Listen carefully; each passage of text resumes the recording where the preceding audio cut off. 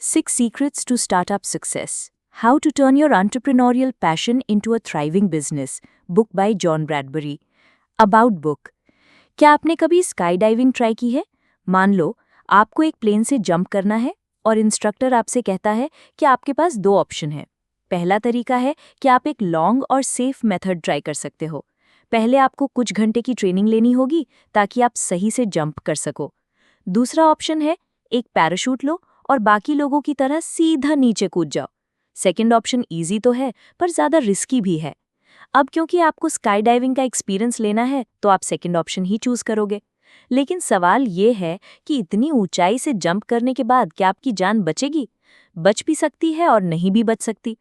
हमने शायद कुछ ज़्यादा ही बढ़ चढ़कर एग्जाम्पल दे दिया है, पर यह ठीक उसी तरह है जब कोई फाउंडर किसी नए बिजनेस में कूद पड़ता है। उन्हें अपने ब्रिलियंट कॉन्सेप्ट पर इतना भरोसा होता है कि वो बिना किसी प्लानिंग के या प्रॉपर स्टेप के सीधा एक्शन ले लेते हैं। बिजनेस की दुनिया में कदम रखने के लिए सिर्फ अपना पैशन फॉलो करना हमेशा सेफ नहीं होता, लेकिन इस समरी में आप जानेंगे कि कैसे हम खुद को हमेशा मोटिवेटेड बनाए रख सकते हैं। ये समरी किसे पढ़नी चाहिए? एंटरप्रेन्योर, स्टार्टअप के फाउंडर, स्टूडेंट्स। ऑथर के बारे में। John Bradbury entrepreneurial performance labs के फाउंडर और मैनेजिंग पार्टनर हैं। वो एंटरप्रेन्योर, स्टूडेंट्स, फाउंडर्स और टीम्स को अपनी बिजनेस परफॉर्मेंस इंप्रूव करने में हेल्प करते हैं। जॉन के क्लाइंट लिस्ट में नाइकी, माइक्रोसॉफ्ट, क्लीवलैंड कैवलियर्स और कोका कोला जैसे ब्रांड्स शामिल हैं। एक फाउंडर और ऑथर होने के अलावा वो कीनोट स्पीकर और मेंटर भी हैं। इंट्रोडक्शन। क्या आपने कभी स्काई डाइविंग ट्राई की है? मान लो आपको एक प्लेन से जंप करना है और इंस्ट्रक्टर आपसे कहता है कि आपके पास 2 ऑप्शन हैं। पहला तरीका है कि आप एक लॉन्ग और सेफ मेथड ट्राई कर सकते हो। पहले आपको कुछ घंटे की ट्रेनिंग लेनी होगी ताकि आप सही तरीके से जंप कर सको। दूसरा ऑप्शन है एक पैराशूट लो और बाकी लोगों की तरह सीधा नीचे कूद जाओ। सेकंड ऑप्शन इजी तो है पर ज़्यादा रिस्की भी है। अब क्योंकि आपको स्काई डाइविंग का एक्सपीरियंस लेना है तो आप सेकंड ऑप्शन ही चूज करोगे। लेकिन सवाल ये है कि इतनी ऊंचाई से जंप करने के बाद क्या आपकी जान बचेगी? बच भी सकती है और नहीं भी बच सकती। हमने शायद कुछ ज़्यादा ही बढ़ चढ़कर एग्जाम्पल दे दिया है, पर यह ठीक उसी तरह है जब कोई फाउंडर किसी नए बिजनेस में कूद पड़ता है। उन्हें अपने ब्रिलियंट कॉन्सेप्ट पर इतना भरोसा होता है कि वो बिना किसी प्लानिंग के या प्रॉपर स्टेप के सीधा एक्शन ले लेते हैं।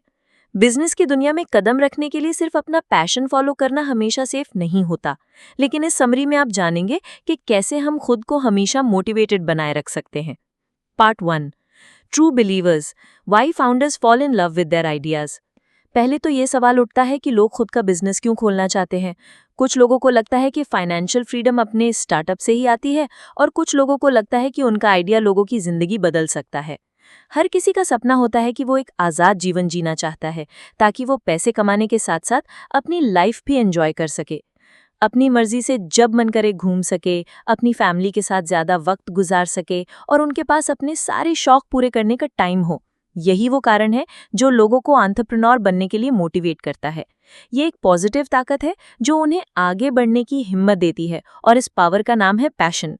आपके अंदर एक सक्सेसफुल एंटरप्रेन्योर बनने की पावर है या नहीं, ये आपके पैदा होते ही डिसाइड हो जाता है। हम बड़े होने पर कितने ताकतवर होंगे या कमज़ोर होंगे, ये भी हमारे बचपन से ही पता चल जाता है। जैसे एग्जाम्पल के लिए डैन ब्रिकलिन का मानना था कि उन्होंने बचपन में ही तय कर लिया था कि वो एक एंटरप्रेन्योर ही बनेंगे। जब वो छोटे थे तो उनके पिता खुद का बिजनेस चलाया करते थे। उनके पेरेंट्स डिनर टेबल पर हमेशा बिजनेस की बातें डिस्कस किया करते थे। डैन ब्रिकलिन अपने पेरेंट्स को ऑब्जर्व करते थे कि किस तरह उनके पेरेंट्स अपने फैमिली बिजनेस को पूरा टाइम और एनर्जी डेडिकेट करते थे। डैन ब्रिकलिन भी जल्दी समझ गए कि एक बिजनेसमैन बनकर वो जिम्मेदारियों के साथ साथ आज़ादी भी एंजॉय कर सकते हैं। जेसी फॉकनर एक ऐसे शख्स हैं जिन्होंने 1996 में दुनिया को ही बदल कर रख दिया था। उन्होंने अपने आइडिया को पेपर से उठाकर एक सक्सेसफुल मॉर्टगेज कंपनी में बदल दिया था। जेसी याद करते हुए बताते हैं कि बचपन में सारे बच्चे कैसे हर बात पर उनका मुंह ताका करते थे। अब जैसे इस बात को ही ले लो, जब वो 3rd स्टैंडर्ड में थे तो अपनी क्लास में टीम का लीडर वही चूज करते थे। यहाँ तक कि उनके टीचर्स भी ये देखकर हैरान थे कि बाकी बच्चे कैसे जेसी की हर बात मान लेते थे। एक बार तो एक टीचर ने जेसी से पूछ भी लिया कि तुम कैसे सबसे अपनी बात मनवा लेते हो, तुम्हारा सीक्रेट क्या है? पर जेसी के पास इस सवाल का कोई जवाब नहीं था। बड़े होने पर जेसी को पता चला कि उनके अंदर एक टैलेंट है कि वो लोगों को समझ सकते हैं कि उन्हें क्या चीज़ लुभाएगी या पसंद आएगी। अपनी इसी टैलेंट के दम पर उन्होंने एक सक्सेसफुल बिजनेस खड़ा किया। वो बचपन से ही जिम्मेदार थे। उनकी इसी क्वालिटी ने उन्हें एक ग्रेट लीडर बनना सिखाया था। सारी सक्सेसफुल एंटरप्रेन्योर्स के अंदर बिल्कुल यही क्वालिटी होती है। वो जिम्मेदार, कमिटेड होते हैं और अपनी बिजनेस को लेकर उनके अंदर जुनून होता है। लेकिन कई बार यही जुनून यानी पैशन भी नेगेटिव हो सकता है। जैसे मान लो अगर एंटरप्रेन्योर अपने आइडिया को लेकर कुछ ज्यादा ही फोकस्ड है तो वो फैक्ट्स पर उतना ध्यान नहीं देगा जो कि उसके बिजनेस के लिए खतरनाक हो सकते हैं। इसलिए पैशन के साथ लॉजिकल माइंड का होना भी बहुत जरूरी है।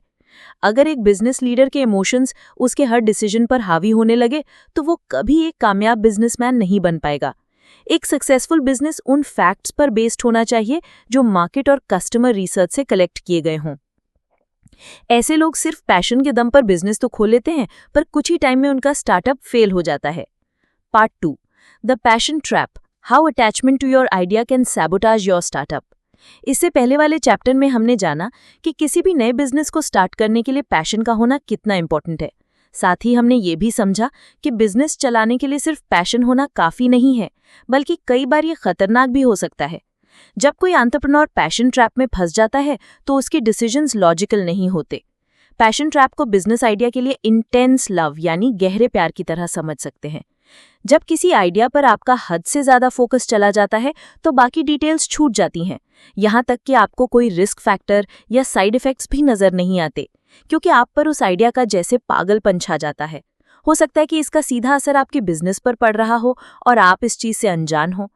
पैशनेट होना बेशक आपको मोटिवेशन, पावर और उम्मीद देता है। खुद के बिजनेस की शुरुआत में कई मुश्किलें आती हैं और आपके स्ट्रॉन्ग पॉजिटिव इमोशंस इन मुश्किलों को फेस करने की हिम्मत देते हैं। लेकिन अगर आप लापरवाह हो जाएंगे तो यही पैशन आपको मुसीबत में डाल सकता है।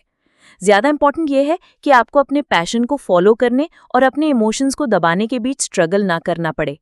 एक बार आपने अपने बिजनेस की स्ट्रैटेजी तैयार कर ली तो फिर अपने इमोशंस को खुद पर हावी मत होने दो। हमेशा ऐसे डिसीजन लेने की कोशिश करो जो फैक्ट्स और लॉजिकल थिंकिंग पर बेस्ड हों। जैसे एग्जाम्पल के लिए, अगर आप अपनी टीम को वो चीज़ फॉलो करने के लिए मजबूर करोगे जो आपको पसंद है तो आपके बिजनेस को इसका खामियाजा भुगतना पड़ेगा। इस चक्कर में आप अपने स्टार्टअप के जो इंपॉर्टेंट पॉइंट्स हैं उन्हें भूल जाओगे, जैसे बजट कंट्रोल करना, इन्वेस्टर्स ढूंढना और एक कंपेटिटिव प्रोडक्ट बनाना। हो सकता है कि आप ये भी भूल जाओ कि आपके कस्टमर्स की डिमांड क्या है। 2006 में मार्क विलियम्स अपने नए वेंचर में स्ट्रगल कर रहे थे। हालांकि उनका आइडिया कई इन्वेस्टर्स को पसंद आया और प्रोडक्ट बनाने के लिए उन्होंने फंडिंग का इंतजाम भी कर लिया था, फिर भी मार्क विलियम्स स्ट्रगल कर रहे थे।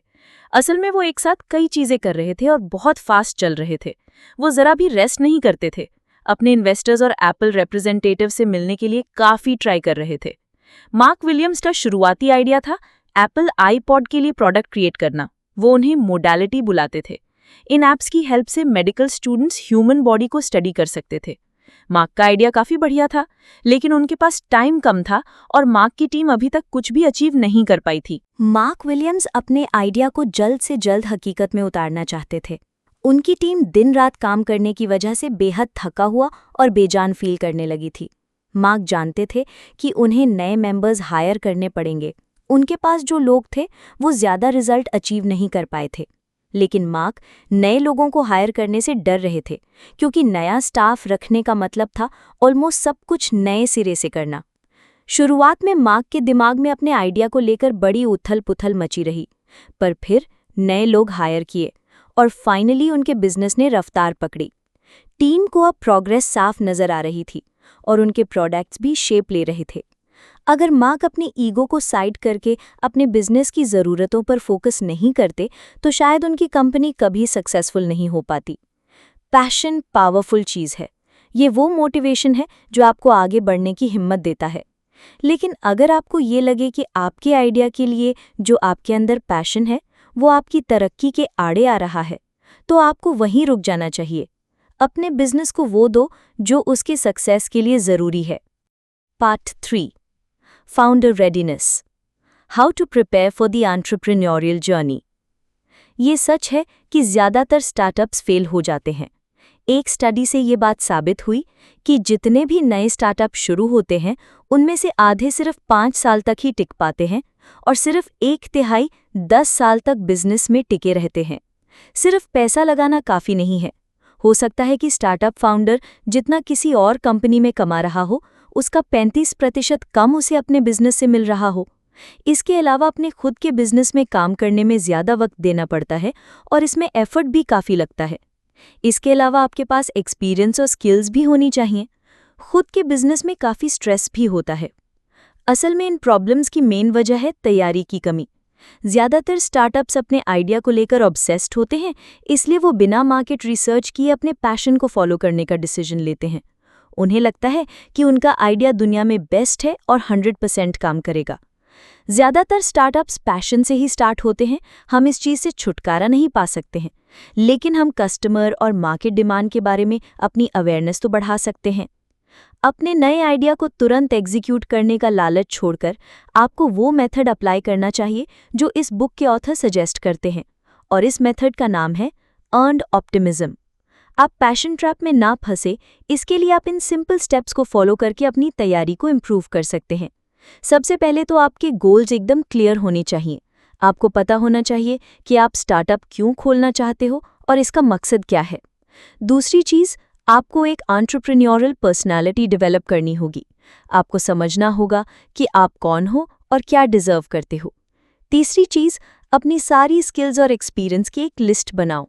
चौथी चीज़, अपने रिसोर्सेज और कॉन्टैक्ट्स के साथ नेटवर्क बनाओ। फाइनली, आप पहले जितनी मेहनत करते थे, अब उससे डबल मेहनत करने को तैयार रहें। चलिए हम यहाँ जेसी फॉकनर का एग्जाम्पल लेते हैं। जेसी हमदर्द, करिज्मेटिक और एक अच्छे कम्युनिकेटर तो थे ही, साथ ही उनके अंदर कई पर्सनल स्किल्स भी थीं। कोई भी इंसान जो जेसी को जानता था, उनकी ताकत को दूर से ही देख सकता था। अपना खुद का बिजनेस स्टार्ट करने से पहले जेसी कई कंपनीज में काम कर चुके थे। एक बिजनेस कैसे काम करता है ये समझने में उन्हें 10 साल से भी ज़्यादा का वक्त लग गया था। उन्होंने सेल्स की फील्ड में काम किया था और टीम्स को लो से हाई परफॉर्मेंस की तरफ लेकर गए थे। जो एक्सपीरियंस उन्होंने गेन किया था, उसके अलावा जेसी ने कॉन्टैक्ट्स की एक लंबी लिस्ट बनाई थी। वो एक अच्छे स्पीकर थे जो सबको इम्प्रेस कर देते थे।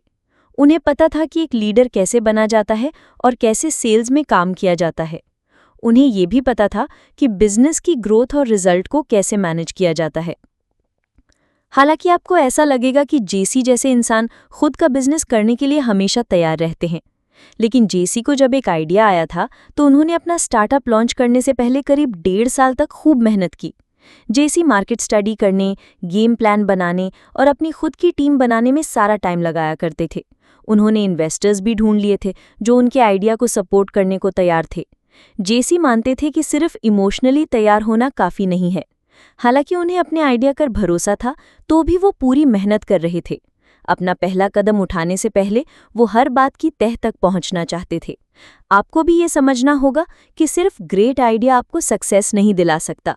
अगर आप मार्केट को स्टडी करोगे तो आपको ऐसे कई ग्रेट आइडियाज़ मिल जाएंगे जो ऑलरेडी फेल हो चुके हैं। अगर आप खुद का स्टार्टअप शुरू करना चाहते हैं तो आपको इस चैप्टर में बताए गए 5 स्टेप्स फॉलो करने होंगे। सबसे पहले है क्लियर गोल, उसके बाद आता है एंटरप्रेन्योरियल स्किल्स बिल्ड करना, एक्सपीरियंस गेन करना, अपना नेटवर्क यूज करना और कई घंटों तक काम करने के लिए खुद को तैयार रखना। Part 4, the pull of the market, attach to your customer not to your idea. Founders को सबसे बड़ी प्रॉब्लम होती है कस्टमर्स ढूंढ कर लाने की जिन्हें आपका आइडिया पसंद आए। कुछ फाउंडर्स अपने ओरिजिनल आइडिया पर ही टिके रहते हैं और उसी हिसाब से मार्केट को भी कन्विंस करना चाहते हैं। बेशक मार्केट कभी नहीं बदलता, लेकिन हाँ, आपका आइडिया ज़रूर इम्प्रूव हो सकता है। अपने स्टार्टअप में सक्सेस पाने के लिए आपको ये समझना होगा कि आपका आइडिया सिर्फ एक गेस यानी अंदाज़ा है। जब तक आप इसे ट्राई नहीं करोगे, आपको कभी पता नहीं चलेगा कि आपका आइडिया काम करेगा या नहीं। अगर मार्केट को आपका आइडिया पसंद आ गया तो समझ लो आपका बिजनेस चल निकला। अगर नहीं तो आपको एक फ्लेक्सिबल अप्रोच रखनी होगी। खूब मेहनत और खूब सारा पैसा भी आपको सक्सेस की गारंटी नहीं दे सकता है। यहाँ तक कि आपका एक्सपीरियंस और टैलेंट भी काफ़ी नहीं है। किसी भी स्टार्टअप के लिए सबसे इम्पॉर्टेंट एसेट है सही कस्टमर्स ढूंढना। कुछ प्रोडक्ट्स पूरी तरह से डेवलप ना होने के बावजूद भी इसलिए चल जाते हैं क्योंकि वो सही कस्टमर्स तक पहुंच जाते हैं। हाँ, मोटिवेशन के लिए पैशन इंपॉर्टेंट है, लेकिन मार्केट को समझना और भी ज़्यादा ज़रूरी है। आपको अपने ग्रेट आइडिया से इतना भी ऑब्सेस्ड नहीं होना चाहिए कि आप कस्टमर की ज़रूरत को ही भूल जाएं। आपको मार्केट ओरिएंटेड अप्रोच रखनी चाहिए और आप ये सब अचीव कर सकते हैं इन 3 स्टेप्स को फॉलो करके। पहला स्टेप है, अपना सारा फोकस अपने कस्टमर्स पर रखो। आपको ये नहीं करना है कि पहले प्रोडक्ट क्रिएट करो फिर उसे बेचने की कोशिश करो, बल्कि आपको पहले मार्केट को समझना चाहिए, फिर अपना प्रोडक्ट डेवलप करना चाहिए। दूसरा, आपको अपने कस्टमर्स की ज़रूरत को समझना होगा। आपको खुद से ये सवाल पूछने चाहिए कि मेरे कस्टमर्स को क्या चाहिए, उन्हें क्या पसंद है, उन्हें क्या प्रॉब्लम है। तीसरा, आपको अपने प्लान को एग्जीक्यूट करने के लिए सही मौके का इंतज़ार करना होगा। एक बार जब आपको सही कस्टमर्स और एक ऐसा प्रोडक्ट मिल जाए जो आपको लगता है कि उनके काम आएगा, तो अब आपको बिजनेस लॉन्च करने के लिए सही समय का इंतज़ार करना होगा। 2001 में केमन और इन्वेस्टर्स के ग्रुप ने एक ऐसा प्रोडक्ट बनाया जिसने इतिहास रच दिया था। उन्होंने सेगवे पर्सनल ट्रांसपोर्ट्स बनाए। उन्हें यकीन था कि उनका ये नया डिवाइस दुनिया को बदल कर रख देगा। सेगवे असल में कार को रिप्लेस करने के मकसद से बनाई गई थी। केमन को उम्मीद थी कि लोग ड्राइव करना और वॉक करना छोड़ देंगे और सेगवे पर्सनल ट्रांसपोर्ट्स यूज़ करना शुरू कर देंगे। नतीजा ये हुआ कि उन्होंने $100 मिलियन से भी ज़्यादा पैसा प्रोडक्शन में खर्च कर दिया। केमन ने अपने नए डिवाइस को टेस्ट भी किया और उनके नए फैंस को ये प्रोडक्ट काफ़ी पसंद आया। कंपनी को हर महीने 14,000 यूनिट सेल की उम्मीद थी।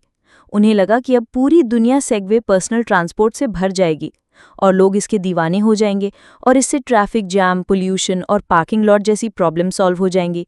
लेकिन एक बार प्रोडक्ट लॉन्च होने के बाद दोबारा लोगों ने इसका नाम तक नहीं सुना। सिर्फ कुछ गिने चुने सेलिब्रिटीज़ और अमीर लोगों ने ही ये प्रोडक्ट खरीदा था। आम लोगों को कभी लगा ही नहीं कि सेगवे कार से बेटर हो सकता है। लोग इस नए डिवाइस को एक मामूली साइकिल की तरह समझ रहे थे, जो कि अपनी वर्थ से कुछ ज़्यादा ही महंगा था। आप क्योंकि कामन ने मार्केट को स्टडी किए बिना ही अपना प्रोडक्ट लॉन्च कर दिया था, इसलिए उनका स्टार्टअप औंधे मुंह गिर पड़ा। वो लोग सिर्फ 25,000 यूनिट ही बेच पाए, और वो भी सिर्फ पुलिस ऑफिसर और सिक्योरिटी के लोगों को। सेगवे के इन पर्सनल ट्रांसपोर्ट्स को कुछ स्टेज परफॉर्मर्स ही यूज़ करते थे। आम लोग कभी समझ ही नहीं पाए कि ये न्यू प्रोडक्ट आखिर किस काम आता है। तो ये स्टोरी साबित करती है कि किसी भी नए स्टार्टअप के लिए अपना प्रोडक्ट लॉन्च करने से पहले अपने कस्टमर्स की ज़रूरत को समझना कितना ज़रूरी है। Part 5, your math story, charting a path to break even and beyond. किसी स्टार्टअप को सक्सेसफुल बनाने का एक ही सीक्रेट है कि आप ऐसा प्रोडक्ट बनाओ जो हाथों हाथ बिक जाए। आपका प्रोडक्ट ऐसा होना चाहिए जो सिंपल होने के साथ साथ कस्टमर्स को भी समझ में आ सके, और इस गोल को अचीव करने के लिए आपको रियलिस्टिक बनना पड़ेगा। आपको सोचना होगा कि कैसे शॉर्ट टर्म प्रॉफिट्स अचीव किए जाएं और फ्यूचर के लिए वैल्यू क्रिएट की जाए। इससे आप अपने टास्क को प्रायोरिटी दे पाएंगे और एस्टिमेट कर पाएंगे कि आपको अपना बिजनेस स्टार्ट करने के लिए कितने रिसोर्सेज की ज़रूरत पड़ेगी। आपको हमेशा बैलेंस बनाकर चलना होगा, यानी पैशन के साथ साथ लॉजिक से भी काम लेना है। शुरुआत अगर आप बिजनेस प्लान लिखने से करेंगे तो बेटर होगा। बिजनेस प्लान आपको एक ऐसा प्रोडक्ट या सर्विस क्रिएट करने में हेल्प करेगा जो आपके कस्टमर्स की डिमांड बन सके। जहां मैथ्स आ जाता है वहां बात ही अलग हो जाती है। ये आपके आइडिया की वो स्टोरी है जो नंबर्स में बताई जाती है। इसे आप कुछ ऐसे समझिए जैसे कोई 2 साइड वाली पजल सॉल्व करते हैं। पहले साइड में आपका आइडिया है जो सिर्फ एक गेस है कि आप क्या क्रिएट करना चाहते हैं। दूसरे साइड में फाइनेंशियल मैटर्स हैं जैसे कॉस्ट और बजट। खुद का बिजनेस स्टार्ट करने से पहले जेसी फाल्कनर ने 1 साल से भी ज़्यादा वक्त तक प्लानिंग की थी। उन्होंने इतनी मेहनत करके एक ऐसा परफेक्ट बिजनेस प्लान बनाया जो एकदम क्लियर और कस्टमर ओरिएंटेड था। फाल्कनर ने एक्सप्लेन करते हुए कहा कि उन्होंने अपने मैथ स्टोरी को एडिट करने में 1 साल लगा दिया था। वो अपने एफर्ट्स की तुलना उस ड्रेस रिहर्सल से कर रहे थे जो शादी से पहले की जाती है। कई महीनों की तैयारियों के बाद जेसी एक मैथ स्टोरी और ऐसा बिजनेस प्लान लिखने में सक्सेसफुल रहे थे जो इन्वेस्टर्स को अट्रैक्ट कर सके। जेसी अपने बिजनेस प्लान को लेकर बेहद कॉन्फिडेंट थे। हर किसी को उन पर यकीन था क्योंकि उन्होंने अपने बिजनेस प्लान में फैक्ट्स ऐड किए थे। हर किसी को उनका आइडिया काफ़ी सक्सेसफुल लग रहा था। अपनी मैथ स्टोरी में मास्टर बनने के बाद ही जेसी समझ पाए कि कैसे अपना फोकस बनाए रखना चाहिए। उनके सारे डिसीजन उनकी मैथ स्टोरी पर डिपेंडेंट थे, यहाँ तक कि जो टीम मेंबर्स और इन्वेस्टर उन्होंने चूज किए थे वो भी। अगर आपके पास भी कोई ग्रेट आइडिया है जिसे आप बेचना चाहते हैं, तो आपको इसे फैक्ट्स और नंबर्स के साथ एक्सप्लेन करना चाहिए। किसी को खाली सपना बेचने की कोशिश मत करो, क्योंकि कोई भी इन्वेस्टमेंट के मामले में रिस्क नहीं लेना चाहता। अपने आइडिया को स्टडी करें और तब तक प्लानिंग करते रहें जब तक कि आप अपनी मैथ स्टोरी के एक्सपर्ट ना बन जाए। अपने बिजनेस में सक्सेसफुल होने के लिए जो चीज़ आपको चाहिए वो है पैशन और लॉजिक का combination. Part 6, startup agility, executing with focused flexibility. ज़्यादातर एंटरप्रेन्योर अपना प्रोडक्ट क्रिएट करने के लिए सिर्फ एक स्ट्रैटेजी पर फोकस करते हैं, लेकिन कई बार मार्केट अनफेवरेबल हो सकता है। ऐसे में जब रियलिटी का सामना करना पड़ता है, तो ये नए एंटरप्रेन्योर्स उस स्ट्रैटेजी को सक्सेसफुली इम्प्लीमेंट नहीं कर पाते हैं। अगर आप भी एक नए एंटरप्रेन्योर हैं, तो आपको भी इस बात का खास ध्यान रखना चाहिए कि अपने सारे रिसोर्सेज सिर्फ एक गोल पर फोकस मत करो। मार्केट में सक्सेस पाने के लिए ये ज़रूरी है कि आप पूरी प्लानिंग के साथ चलें, पर फ्लेक्सिबिलिटी की गुंजाइश भी बाकी रखें। मार्केट में रोज़ नई नई टेक्नोलॉजी आती रहती है, और ये बदलाव मार्केट को काफ़ी अनप्रिडिक्टेबल बना देता है। आपके कस्टमर्स की जो आज डिमांड है, कल वो बदल भी सकती है। इसलिए आपको हर हाल में बदलाव के लिए तैयार रहना होगा। मार्क विलियम्स ऐसे एंटरप्रेन्योर में से एक हैं जिसने मार्केट में काफ़ी बड़े बड़े बदलावों का सामना किया था। मार्क ने एक बेहद डिवोटेड और एनर्जेटिक टीम बनाई थी। ये लोग मेडिसिन की पुरानी बुक्स को डिजिटल ट्यूटोरियल में चेंज करके लर्निंग प्रोडक्ट्स क्रिएट किया करते थे। उनकी टीम इन डिजिटल प्रोडक्ट्स की मार्केटिंग के लिए एप्पल आईपॉड यूज़ करने की सोच रहे थे। कुछ मुश्किलों के बाद मार्क और उनकी टीम को कुछ मोमेंटम मिलना शुरू हुआ। कुछ टाइम बाद ही जब लोगों ने उनके प्रोडक्ट्स लेने शुरू किए, तो कंपनी की अर्निंग भी स्टार्ट हो गई। मार्क बेहद खुश था। उसे उम्मीद थी कि 2008 तक वो एक अमीर इंसान बन जाएगा। लेकिन अचानक कुछ ऐसा हुआ जो एकदम अनएक्सपेक्टेड था। 2008 में एप्पल ने अपने आईफोन सॉफ्टवेयर के साथ पब्लिक होने का फैसला किया। उन्होंने दुनिया भर के प्रोग्रामर्स को अपनी सीक्रेट सॉफ्टवेयर का एक्सेस दे दिया था। एप्पल चाहता था कि ये प्रोग्रामर्स ऐसी एप्लीकेशन क्रिएट करें जो उनके आईफोन को और भी पॉपुलर बना दे। एप्पल के इस अचानक लिए गए डिसीजन से मार्क कंफ्यूज हो गए थे। अगर वो आईपॉड वाले प्लान के साथ कंटिन्यू करते, तो उनकी रेपुटेशन को खतरा था। 2008 में आईफोन का क्रेज लोगों के सर चढ़कर बोल रहा था। मजबूरी में मार्क को अपने प्रोडक्ट बेचने के लिए आईपॉड की जगह आईफोन का यूज करना पड़ा। अपने नए गोल को अचीव करने के लिए मार्क और उनकी टीम को काफ़ी मेहनत करनी पड़ी। इस नए प्लेटफॉर्म के लिए उन्हें नए प्रोडक्ट्स क्रिएट करने पड़े। फिर स्टीव जॉब्स को मार्क का आइडिया पसंद आया, तो उन्होंने उन्हें डेवलपर्स कॉन्फ्रेंस में इनवाइट किया। अपना नया प्रोटोटाइप प्रेजेंट करने के बाद मार्क बेहद डरे हुए थे। अचानक से हुए इस बड़े बदलाव ने उनकी सारी प्लानिंग पर पानी फेर दिया था। पर मार्क और उनकी टीम ने हार मानने के बजाय फिर से मेहनत की। उन्होंने अपनी स्ट्रैटेजी ही चेंज कर दी और खूब प्रॉफिट कमाया। जब उन्हें लगा कि मार्केट चेंज हो रहा है, तो उन्होंने उसी हिसाब से खुद को ढाल लिया और ऐसी प्लानिंग की जिससे चीज़ें एक बार फिर से उनके फेवर में हो गईं।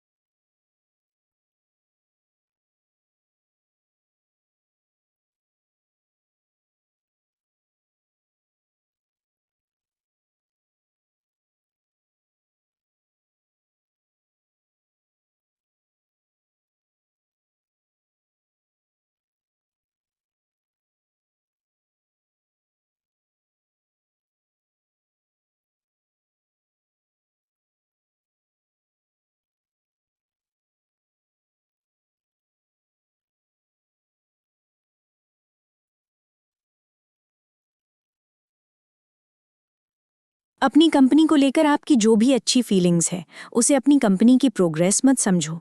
कई बार फीलिंग गुड का मतलब सिर्फ इतना होता है कि इंसान आंख बंद करके अपने इमोशंस को फॉलो करता रहता है और फैक्ट्स को नज़रअंदाज कर देता है। अगर आपकी टीम इंटेग्रिटी के साथ कम्युनिकेट नहीं कर पा रही, तो आपको भी किसी प्रोफेशनल को हायर करना चाहिए जो आपकी हेल्प कर सके। अब जल्दी हम चलते हैं नेक्स्ट चैप्टर की तरफ। Staying power, give your venture time to take flight. इससे पहले के चैप्टर में आपने सीखा कि पैशन ट्रैप को अवॉइड किए बिना एक सक्सेसफुल बिजनेस कैसे स्टार्ट किया जाए। आपने सीखा कि स्टार्टअप में ऑनेस्ट कम्युनिकेशन की कितनी इंपॉर्टेंस है।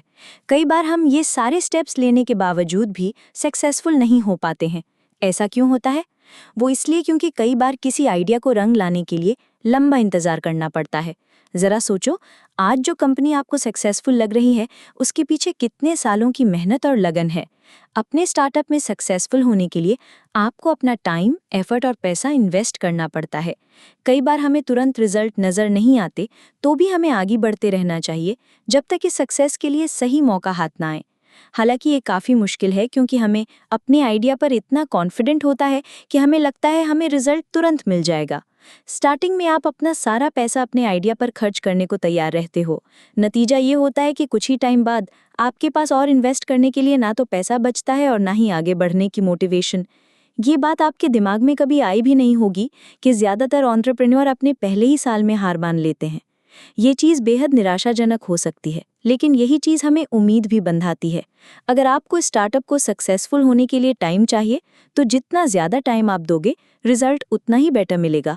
आपको बस राइट स्टेप्स फॉलो करने होंगे और राइट टाइम का वेट करना होगा। इस गेम में बने रहने के लिए आपको 2 टाइप के फोर्स की ज़रूरत पड़ेगी। पहला, आपको चाहिए एक्सटर्नल सपोर्ट। अपना बिजनेस स्टार्ट करने के बाद आपको कुछ ऐसे साइन देखने होंगे जो बता सकें कि आपका बिजनेस आइडिया फ्यूचर में कैसा रहेगा। दूसरा, आपको ज़रूरत है इंटरनल पावर की। आपकी लेवल ऑफ सक्सेस इस बात पे डिपेंड करती है कि आप लॉन्ग रन में कैसे सब्र और डिसिप्लिन के साथ सिचुएशन को हैंडल करते हो। अगर आपके अंदर जुनून और स्टैमिना है, तो आप लंबे टाइम तक अपने काम में लगे रहोगे। ऐसे कुछ स्टेप्स हैं जो आपकी लगन को बनाए रखने में आपकी हेल्प करेंगे। सबसे पहले तो अपना बिजनेस स्टार्ट करते ही जल्द से जल्द अपने आइडिया को टेस्ट करना होगा। अक्सर नए फाउंडर बढ़िया से बढ़िया ऑफिस रेंट पर ले लेते हैं और बेस्ट स्किल्ड टीम हायर कर लेते हैं, लेकिन उन्हें ये नहीं पता होता कि जिस आइडिया को लेकर वो बिजनेस स्टार्ट कर रहे हैं, उसके लिए उन्हें मार्केट मिलेगा भी या नहीं। इसलिए बेटर यही है कि आप अपना आइडिया मार्केट में उतारने से पहले उसे टेस्ट कर लें और कंफर्म कर लें कि आपको इस आइडिया के साथ आगे बढ़ना चाहिए या नहीं, यानी आपका आइडिया इतने एफर्ट्स और टाइम देने के काबिल है भी या नहीं। जैसे एग्जाम्पल के लिए, जेसी फॉकनर ने अपना खुद का मॉर्गेज बिजनेस शुरू करने से पहले अपनी जॉब नहीं छोड़ी। वो फर्स्ट यूनियन में सेल्स मैनेजर के तौर पर काम कर रहे थे, जहां उन्होंने इन्वेस्टर्स के साथ काम किया था और काम के रिलेशनशिप्स बनाए थे। अब क्योंकि उन्हें पहले से ही मार्केट का आइडिया था, तो उन्हें उम्मीद थी कि उनका नया आइडिया काम कर जाएगा। इसलिए जेसी ने जब अपनी कंपनी स्टार्ट की, तो उनकी कंपनी पहले से ही एक कदम आगे थी। अब दूसरा एग्जाम्पल लेते हैं। मान लो 2 फ्रेंड्स डिनर पर मिले और उनके दिमाग में एक ब्रिलियंट स्टार्टअप आइडिया आता है। कुछ ही हफ्तों बाद दोनों डिसाइड करते हैं कि दोनों अपनी जॉब छोड़कर अपने बिजनेस पर फोकस करेंगे। फिर दोनों दोस्त पैसे इकट्ठा करके एक ऑफिस रेंट पर लेते हैं और एक क्वालिफाइड टीम हायर करते हैं। इसके बाद वो लोग अपने नए आइडिया के लिए एक प्रोटोटाइप बनाना स्टार्ट करते हैं। अपने कॉन्सेप्ट को प्रोड्यूस करने के लिए 6 महीने तक खूब कड़ी मेहनत करने के बावजूद उन्हें एक भी कस्टमर नहीं मिलता। उन्होंने प्रोडक्ट तो बना लिया था, पर ये नहीं देखा था कि मार्केट में उसकी डिमांड है भी या नहीं, और 6 महीने बाद उनका सारा पैसा खत्म हो गया था। अब उन्हें अपने बिजनेस को बचाने के लिए जल्द से जल्द कस्टमर्स ढूंढने थे। इन दोनों दोस्तों ने बिना मार्केट रिसर्च किए और बगैर किसी प्लानिंग के अपना आइडिया मार्केट में उतार दिया था। अगर वो पहले से सोच समझकर प्लानिंग कर लेते, तो कई रिस्क अवॉइड कर सकते थे। लॉन्ग रन में पावरफुल बने रहने का एक और तरीका है कि जो भी रिस्क आपके सामने है, उन्हें फेस कीजिए। अगर आपको लगता है कि फ्यूचर में आपको जल्द ही प्रॉब्लम फेस करनी पड़ेगी, तो अभी से सोल्यूशन ढूंढना शुरू कर दीजिए, वरना आपकी मुश्किल और ज़्यादा बढ़ जाएंगी। अपने पैशन को आगे बढ़ाने से पहले उसे हर पहलू से एनालाइज और टेस्ट करना बेहद ज़रूरी है। फाइनली, एक और तरीका है जो आपको बिजनेस में लॉन्ग टाइम तक सर्वाइव करने में हेल्प करेगा। आपको जितनी ज़रूरत है उससे ज़्यादा पैसा इकट्ठा करें। लेकिन अगर आपके पास खूब पैसा है भी, तो इसका ये मतलब नहीं है कि आप बजट से ज़्यादा खर्च कर सकते हैं, बल्कि आपको एक लिमिटेड बजट के अंदर खर्च करना चाहिए। अपने खर्च का सारा फोकस अपने प्रोटोटाइप को क्रिएट और टेस्ट करने पर रखो। अगर आपको अपनी न्यूली लॉन्च स्टार्टअप को सक्सेसफुल बनाना है तो आपको अपनी एनर्जी, रिसोर्सेज और टाइम को स्मार्ट तरीके से खर्च करना होगा। कंक्लूजन: बहुत से लोगों का सपना होता है कि वो एक सक्सेसफुल स्टार्टअप के फाउंडर बनकर खूब पैसा कमा सकें, क्योंकि हमारे मन में ये बात बैठी हुई है कि स्टार्टअप बिजनेस जल्दी अमीर बनने का एक तरीका है, जबकि ऐसा कुछ नहीं है। इस समरी ने हमें बताया कि स्टार्टअप बिजनेस की हकीकत आखिर क्या है। इस बुक को लिखने का मकसद है आपको ऐसे इफेक्टिव प्रिंसिपल सिखाना जो आपको खुद का बिजनेस सेट करने में हेल्प कर सकें। सबसे पहले तो आपने ये सीखा कि सिर्फ एक ग्रेट आइडिया के दम पर आपका अमीर बनने के सपना कभी पूरा नहीं हो सकता। अगर एक सक्सेसफुल एंटरप्रेन्योर बनना है तो आपको बिजनेस के लिए तैयार रहना होगा। बिजनेस की दुनिया में कदम रखने से पहले आपको अपने अंदर कुछ स्किल्स डेवलप करनी होंगी और कुछ कॉन्टैक्ट्स बनाने होंगे जो आपको हेल्प करें। दूसरी चीज़, आपको अपने कस्टमर्स पर फोकस करना चाहिए। अपनी सारी एनर्जी सिर्फ अपनी आइडिया पर खर्च मत करो, बल्कि पहले ये देखो कि आपके कस्टमर्स की क्या ज़रूरत है और उन्हें सेटिस्फाई करने के लिए आपको किस टाइप के प्रोडक्ट्स बनाने चाहिए। तीसरी चीज़, किसी भी चीज़ को अप्लाई करने से पहले पूरी तैयारी कर लो। आपके गोल्स क्लियर होने चाहिए। आपको अपनी स्किल्स और अपने मार्केट के लोगों से नेटवर्क कनेक्शन इंप्रूव करने की ज़रूरत है। चौथी चीज़, आपने ये सीखा कि अपना प्रोडक्ट बनाने से पहले मार्केट को स्टडी करना और कस्टमर बेस आइडेंटिफाई करना बेहद ज़रूरी है। पांचवी चीज़, अपने बिजनेस को ग्रो करने के लिए आपको डेटा कलेक्ट करने के लिए टाइम देना होगा। जब कोई बिजनेस प्लान फैक्ट्स पर बेस्ड होता है तो इन्वेस्टर भी आपके बिजनेस में इन्वेस्ट करने को तैयार हो जाते हैं। छठी चीज़, क्योंकि ये फैक्ट है कि मार्केट में आए दिन बदलाव होते हैं तो आपको फ्लेक्सिबल रहना है। अपने शुरुआती प्लान पर टिके रहना स्मार्ट नहीं माना जाएगा। गेम में बने रहने के लिए आपको बड़े बदलाव करने पड़ सकते हैं। सातवां, आपने ये सीखा कि आपकी टीम को आर्ट ऑफ कम्युनिकेशन आना चाहिए, क्योंकि जब हर प्रॉब्लम पर खुलकर बात होगी तो कई प्रॉब्लम को अवॉइड किया जा सकेगा। फाइनली, आपने ये सीखा कि कई सालों के हार्डवर्क के बाद भी कैसे अपनी लगन को बनाए रखना है। अब जबकि आप समझ चुके हैं कि एक एंटरप्रेन्योर बनने के लिए आपको क्या चाहिए, तो अब टाइम है अपना नज़रिया बदलने का। अब आप अपने सपने के पीछे नहीं भाग रहे हो, बल्कि उसे एक्शन में उतार रहे हो। आपका बिजनेस एक हकीकत है जहां आप अपनी टीम के साथ हो जो आप पर डिपेंडेंट है, इसलिए अब आपको टास्क के लिए तैयार रहना होगा।